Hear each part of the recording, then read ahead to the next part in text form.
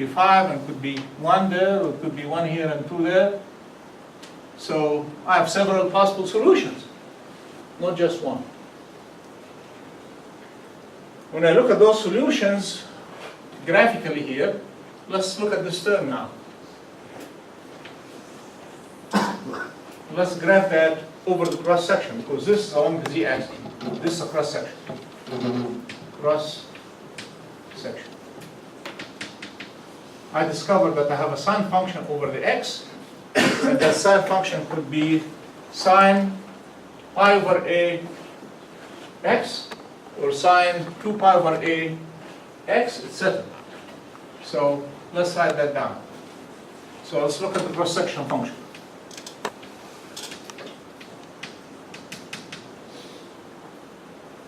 E sub z is related to sine m pi over a times x, sine n pi over b times y, the product of these two. So I'm going to map each one alone.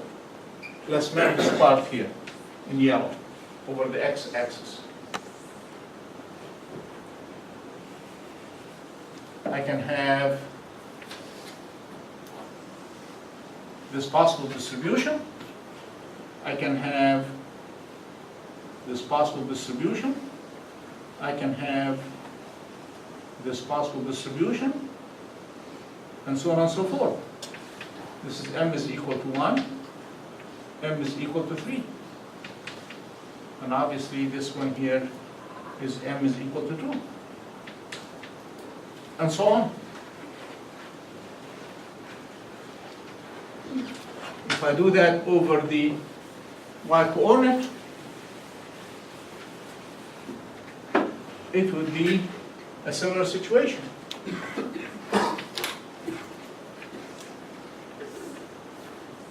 I can have one lobe, n is equal to 1, or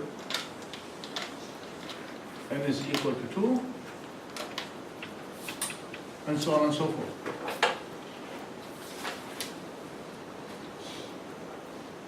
You notice I did not use a 0.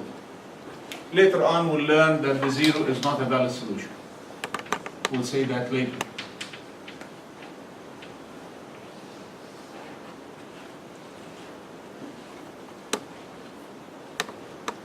The combination of 0 and 0 is not a valid solution.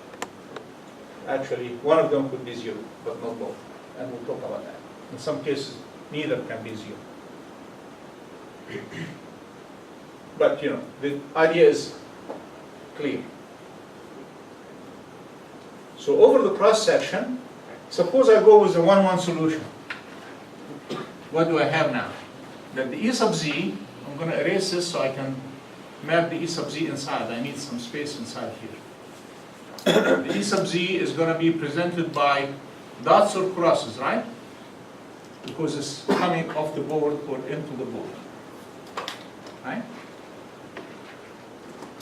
So here it goes like, say, I'm going to do the 1-and-1 solution. That means I'm following this and that. That means multiply this by that. You get zeros on the boundaries, we know zeros on the boundaries. Right in the middle here, you get the maximum. So here's your maximum field.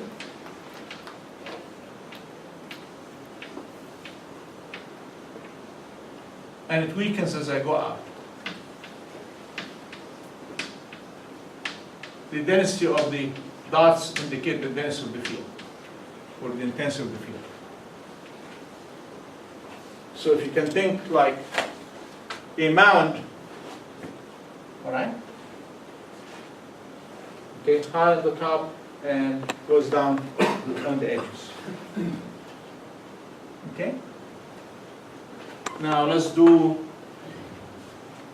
I'm gonna erase the space here and do another one.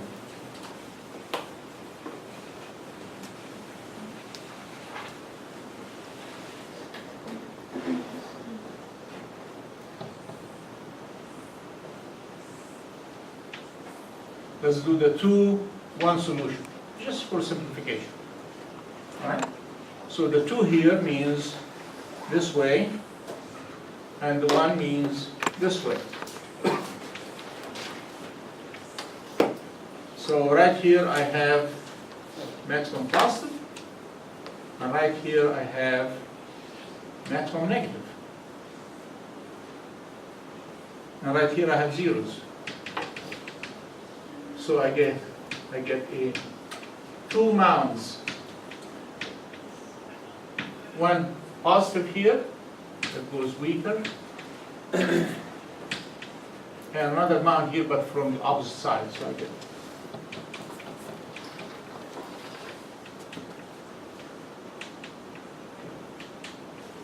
and weaker all around.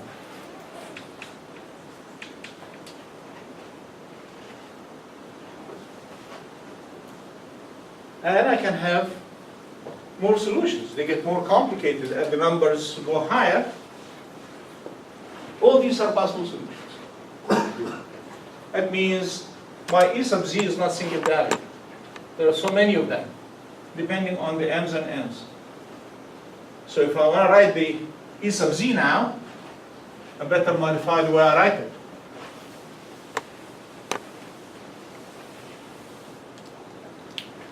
E sub z sub m and n is equal to sine kx, which is what? M pi over a x, sine n pi over b y, E sub z sub m and n plus e to the minus j k sub z, I'm going to put m and n everywhere, z plus e sub z m and n minus e to the plus j k sub x, k sub z m and z.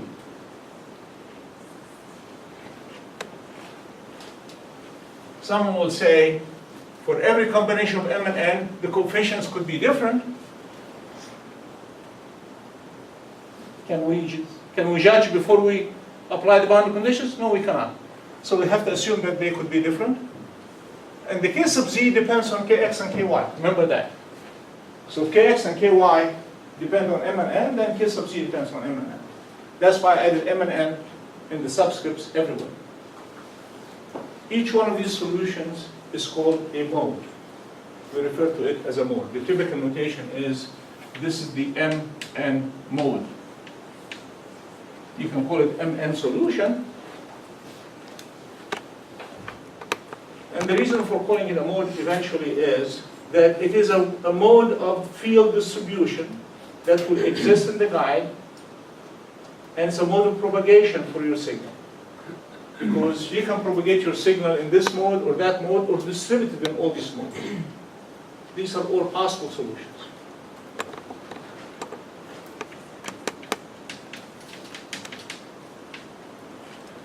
All right? So your E sub z will be summation of all E sub z m and n. And that will be double summation, 1 over the m and 1 over the n.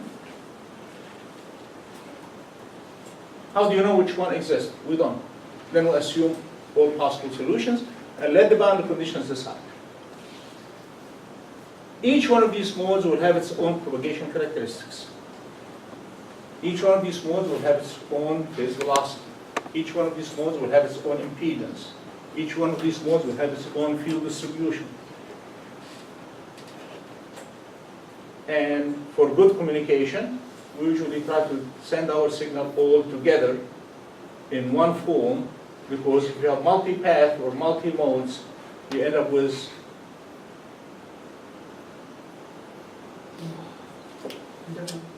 can't hear you.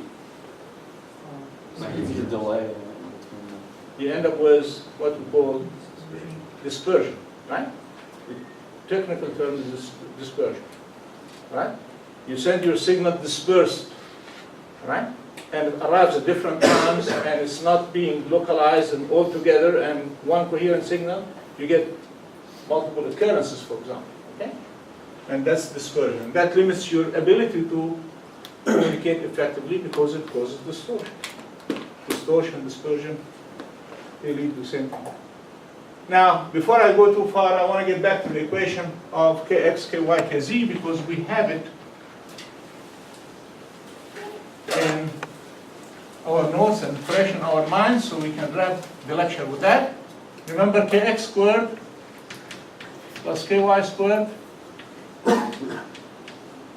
plus kz squared is equal to omega squared mu epsilon, which we call k squared. This one here is m pi over a squared plus m pi over b squared plus k sub z mn squared is equal to k squared. Constant. This is a constant.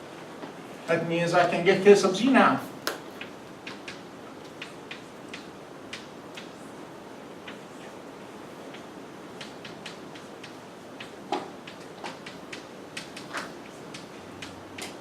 For each combination of m and n, I have k sub z.